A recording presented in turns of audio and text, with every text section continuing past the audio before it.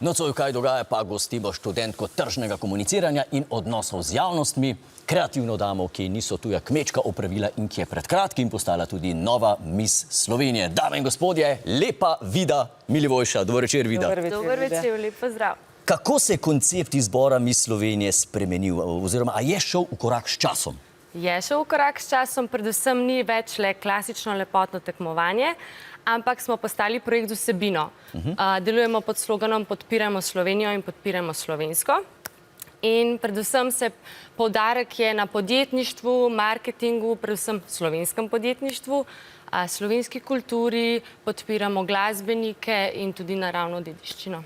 Torej se stvari malo premikajo. Kako pa mislite, da danes, ali pa, če se lahko tikamo, kako misliš, da danes ljudje gledajo na lepotice, ki se potegujete na teh lepotnih tekmovanjih? A se ti zdi, da jih bolj cenijo, da vidijo lahko tudi prek videza? Ja, mislim, da stereotipov več ni toliko, kot jih je bilo včasih. Predvsem pa podpiram klele in pozivam medije, da malo več govorijo o sami vsebini projekta, ki je res pomembna in dekleta se res izobražujemo na večjih področjih in ni pomembna samo zunanja lepota, ampak predvsem notranja lepota. No, meni, da ste mogli letos na izboru tudi kuhati, ne? Ja, tako je. Kuhali smo tipične slovenske jedi. Kaj si skuhala? Jaz sem pomagala predvsem pri šmornu, borani in pa tudi štrudlu.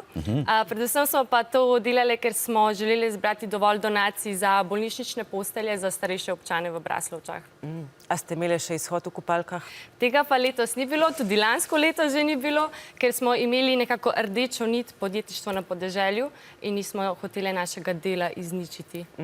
Ja, torej videz ni več tako zelo pomemben. Nikakor. Tudi vse v resnici te, koliko dolge morajo biti noge, proporcije obraza, tega ni več. To je vse izključeno ven. Pa se. Pa se, tako je. Nekatere slovenske misice so še danes znane, recimo Rebeka Dremelj, Sanja Grohar.